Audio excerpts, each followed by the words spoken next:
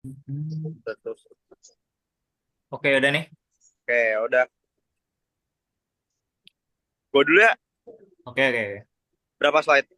Tiga apa dua? Sabar, Gue berisik gak? perkenalan dulu kita.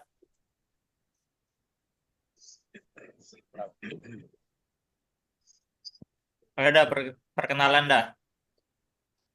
Gue berisik gak? Briefing boleh. Enggak aman. Aman kan ya suaranya? Aman, Ya aman. udah berarti perkenalan dulu. Ya udah lu berarti mute dulu ya.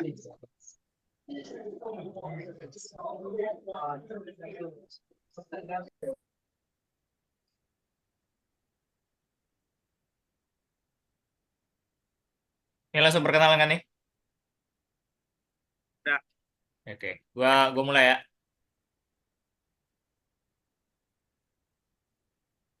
Assalamualaikum warahmatullahi wabarakatuh. Kami dari kelompok 2 akan menerangkan tentang kasus-kasus kejahatan komputer yang pernah tercatat di sejarah. Pertama yang akan menjelaskan oleh Nathan Rasya. Silakan. Jadi yang pertama ada kejahatan ransomware. Bagaimana kejahatan tersebut terjadi? Ransomware WannaCry menyerang komputer di seluruh dunia pada bulan Mei 2017.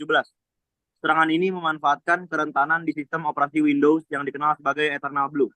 Para pelaku mengirimkan malware yang mengenkripsi data di komputer dan meminta tebusan dalam Bitcoin untuk mendeskripsi file. Lalu, kejahatan ransomware ini berdampak lebih dari 200.000 komputer di sekitar 150 negara terinfeksi banyak organisasi, termasuk rumah sakit dan perusahaan. Lalu mengalami gangguan operasional, kerugian finansial yang diperkirakan mencapai ratusan juta dolar. Dan tindakan pengamanan yang dilakukan, yang pertama, perusahaan-perusahaan memperbarui sistem operasi ke versi terbaru. Lalu mengimplementasikan backup data secara teratur. Lalu mengedukasi karyawan tentang praktik keamanan siber dan potensi risiko serangan. Selanjutnya, untuk tindak lanjut dari segi hukum, yaitu ada beberapa penangkapan pelaku yang terlibat dalam pengembangan dan penyebaran ransomware, dan investigasi oleh lembaga penegak hukum di berbagai negara. Lalu tindak lanjut dari segi teknis, yang pertama ada pengembangan dan penerapan patch keamanan untuk kerentanan yang dimanfaatkan oleh WannaCry, analisis forensik untuk memahami cara malware menyebar dan bagaimana memperkuat pertahanan. Lalu dari tindak lanjut dari segi kebijakan, yang pertama ada penerapan kebijakan keamanan TI yang lebih ketat di organisasi untuk mencegah serangan serupa di masa depan. Lalu ada kolaborasi internasional untuk menangkap pelaku kejahatan siber.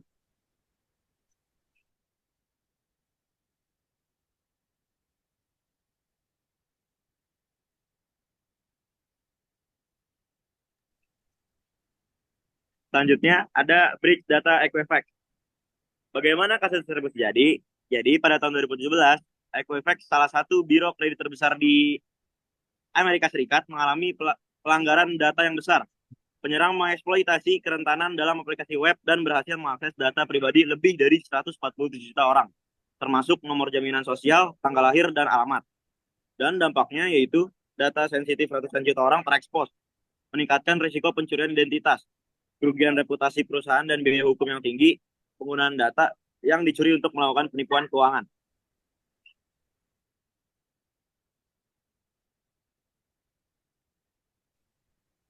Lalu untuk tindakan pengamanan yang dilakukan, yaitu Equifax meningkatkan sistem keamanan TI mereka setelah pelanggaran, implementasi inskripsi data yang lebih kuat, dan pemantauan aktivitas yang mencurigakan. Lalu tindak lanjut dari segi hukum, yaitu Equifax menghadapi beberapa tuntutan hukum dari individu dan lembaga. Perusahaan setuju untuk membayar penyelesaian besar kepada korban pelanggaran data.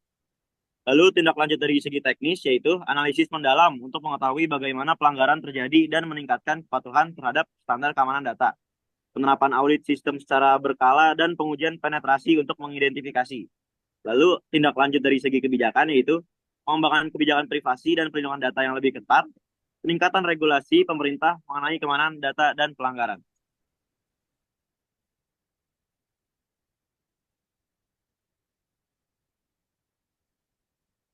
Untuk selanjutnya akan dibacakan oleh Muhammad Reynaldo Askar.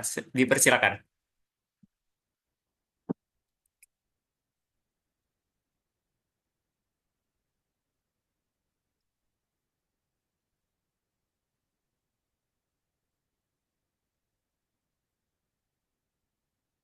Halo? Lanjut, lanjut, Renald. Ray. Lalu Dua, penipuan sabar dulu, sabar. skema penipuan online. Dengar gak? Suara gua ada gak? Ada. Nih, lu dua itu ya, Berisik dua gak di materi. gua? Enggak. Oke. Lalu penipuan skema ponzi online. Bagaimana kejahatan terjadi? Kejahatan ini melibatkan pelaku yang menjanjikan pengembalian investasi yang tinggi melalui platform online. Padahal skema tersebut tidak memiliki model bisnis yang sah. Pelaku menarik dana dari investor baru untuk membayar imbalan kepada investor lama. Dampaknya, banyak korban yang kehilangan uang dalam sejumlah besar kerusakan reputasi platform investasi dan penurunan kepercayaan publik pada investasi online.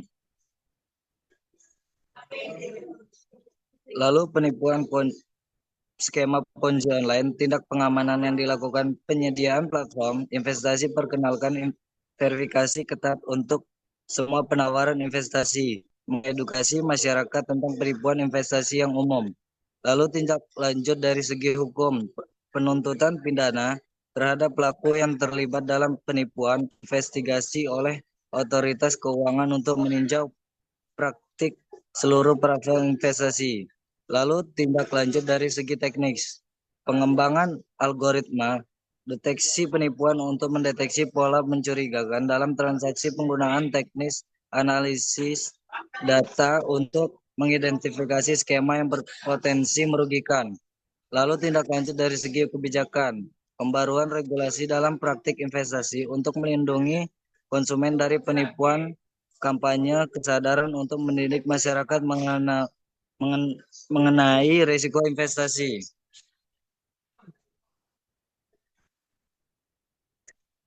Lalu ada Sony PlayStation Network Data Breach. Pada April 2011, Sony PlayStation Network mengalami insiden besar terkait akses tidak sah yang berdampak pada layanan mereka dan mempengaruhi banyak pengguna. Peristiwa ini menyoroti pentingnya langkah-langkah keamanan digital yang kuat dan mengakibatkan konsekuensi signifikan bagi Sony. Berapa banyak akun yang terkompromi? Pelanggaran ini mempengaruhi data sekitar 77 juta individu.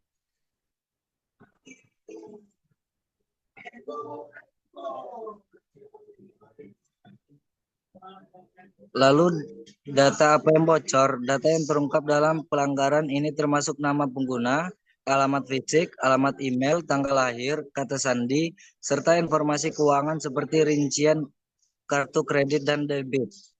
Bagaimana Sony PlayStation Network diretas? Dalam pelanggaran PlayStation Network 2011, peretas memanfaatkan kerentanan dalam sistem Sony melalui serangan cyber yang canggih pada infrastruktur jaringan mereka, sehingga mereka dapat mengakses dan mengambil data sensitif pengguna secara tidak sah. Metode dan alat spesifik yang digunakan oleh para penyerang tidak dijelaskan secara jelas, karena tidak ada malware tertentu yang disebutkan dalam sumber yang tersedia.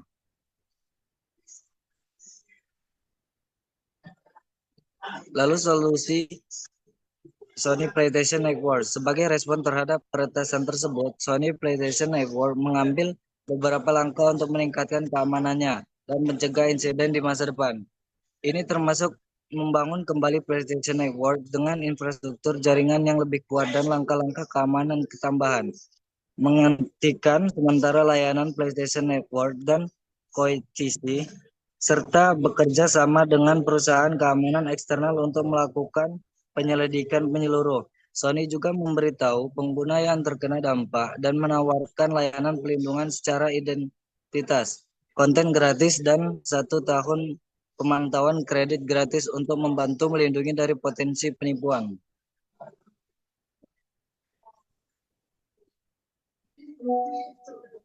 Oke, terima kasih Saudara Reynaldo. Untuk selanjutnya akan Oke. dibacakan oleh saya, yaitu tentang kebocoran data Yahoo Voice Juli tahun 2012. Bagaimana Yahoo diretas? Dalam kebocoran Yahoo Voice pada tahun 2012, penyerang memanfaatkan kerentanan SQL injection untuk mendapatkan akses tidak sah ke sistem. Hal ini mengakibatkan hampir 500.000 nama pengguna dan kata sandi yang disimpan dalam format teks biasa terkompromi. Insiden ini menunjukkan bahwa 59% pengguna yang terpengaruh oleh kebocoran data Yahoo dan Sony menggunakan kata sandi yang sama di kedua platform yang menyoroti risiko terkait dengan penggunaan kata sandi yang sama. Data apa aja yang bocor? Data yang terungkap dalam kebocoran ini mencakup alamat email, kata sandi, yang dapat membahayakan akun pribadi dan profesional pengguna. Berapa banyak akun yang terkena dampak? Kebocoran data ini mempengaruhi sekitar 453.000 pengguna.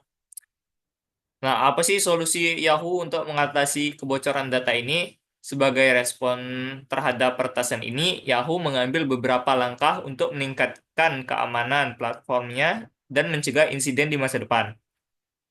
Langkah tersebut termasuk membatalkan pertanyaan keamanan dan jawaban yang tidak terenskripsi. Kemudian mereka meminta pengguna yang mungkin terpengaruh untuk mengganti kata sandi mereka. Dan mereka merekrut seorang kepala keamanan informasi yang khusus. Selain itu, Yahoo memperbarui halaman masuk mereka untuk menangani masalah keamanan dan memberikan lebih banyak informasi kepada pengguna, serta menawarkan panduan yang mudah dipahami tentang cara mengenali pemberitahuan keamanan Yahoo yang sah. Nah, sekian saja presentasi dari kelompok kami. Terima kasih. Udah, ini udah gini aja nih. Halo, halo, halo. Dan makasih aja. Aduh, ini masih record. Sabar.